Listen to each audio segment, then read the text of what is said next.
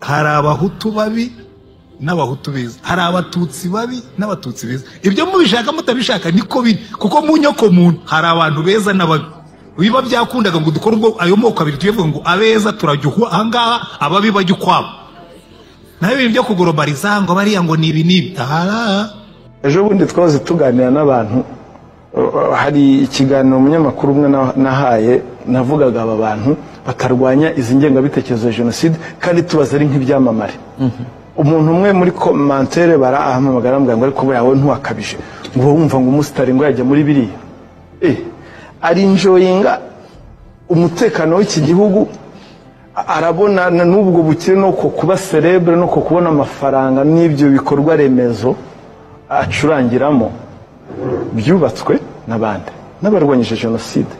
Ntabwo rero nawe ugomba kugira uruhare rwawe, ntabwo ugomba kuba Rutemayeze. Rutemayeze uramwumva? Yego. Ntabwo ugomba kuba Rutemayeze ngo uze usoroma gusa igihe cyo kurwana, turwanya abashaka gusubiza inyuma, abashaka gusenya ubumwe bw'abanyarwanda ngo wifate ngo wihishe. Oya, ni ubugwari. Ni ukuvuga ngo buri muntu wese afate muri kwe ye aho ashoboye, aho ari, arwanye jenoside, arwanye ingengabitekerezo ya jenoside, arwanye izo mvugo zikurura urwango, hate speech zirirwa kuri social media. Iyo buriya ufite abantu bagukurikira miliyoni, ni ukuvuga ngo ijambo rimwe uvuze urwanya biriya bintu, ni ukuvuga ngo niba ari abafana bawe hari impact bigira.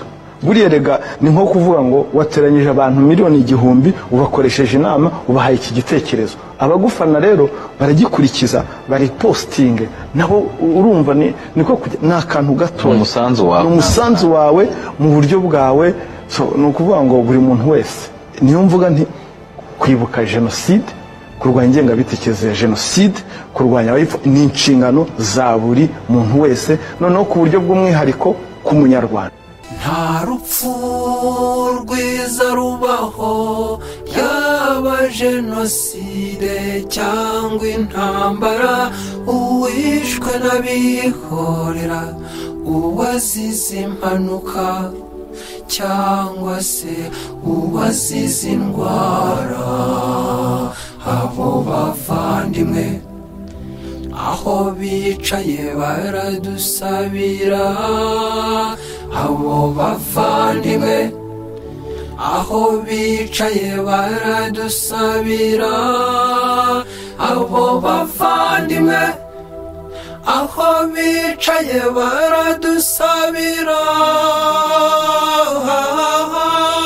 Ntabwo nashobora kubabarira abahutu ibyo badukoreye, nkahera inyuma ku gihe cya ba data, nkajya muri 73, nkagera muri 83, nkaturuna, nkazenguruka nkabanoya. It's too much. Iyo wanga abantu ugorobariza uvuga ngo ngewe nanga abahutu, nasubiye inyuma nsanga mu bantu bangiriye umumaro benshi barimo, mu bantu b'inshuti zanjye barimo, ariko najya mvuga nkagorobariza. Ndabanza bwira Imana umbabarire ko nari umuswa pe. Uru rwango rwanjye rufata abantu rukababumbira hamwe ni ubuswa. Nawe ndashaka kukubwira, niba wicayemo hano ufite izo globalization y'ujya ukora, ufata abantu bose ukabazingira mu gitego kimwe, uri umuswa. Kuko nujya kureba uzasanga no mu bantu mufite icyo mupfana hari abaguhemukiye kuruta abo bandi, hari n'abazaguhemukira kuruta abo bandi. Iyo nkunze kubwira abantu babwira ngo mwareze mu Rwanda tukazakora agashya, tugakizwa, twamara gukizwa tukagira amoko abiri, kuko ayazahoraho amoko y'abeza n'ababi. Kuko ku mpande zombi umva, hari abahutu babi n'abahutu beza, hari abatutsi babi n'abatutsi beza. Ibyo mubishaka mutabishaka niko biri, kuko mu nyoko muntu hari abantu beza n'ababi. Biba byakundaga ngo dukore ubwo ayo moko abiri tuyevuga ngo abeza turajyuhwa ahangaha, ababi bajya ukwabo. Naho ibintu byo kugorobariza ngo bariya ngo ni ibi n'ibi. Rero ko wampa icyuma gipima, nabwira nti munshakira abahemukiwe na bene wacu, wasanga ari benshi. Ni abagore bangahe bahemukiwe n'abagabo? Ni abavandimwe bangahe bahemukiwe n'abavandimwe kandi bahuje ubwoko? Ni abantu bangahe bahemukiwe muri business n'abantu bahuje ubwoko? Ubwoko ntibugira umutima, umutima ugirwa n'abantu. mujye muva muri Imana yarabimpannye rwose mbivamo ndangije ndabwira nako rero mva Mana nubwo ibi ngibi mbyemeye ariko hari abantu bafatika ubu saba ngaba ntubibuka abantu muri guhera muri 61 rero je ubwonko bwanjye burafata cyane guhera muri 61 nari mbafite babitsa ahantu mu gatorero agatorero uzitwatu amabuye aba mu gatorero nari mfite agatorero kuzuyemo amabuye kavuga uyu nguyu yarahari n'uyu yarahari n'uyu yarahari 63 uyu nguyu 73 yanyirukankanye 83 uyu yambwiye ateyo ndekano Imana yambwira ngo okay iyo liste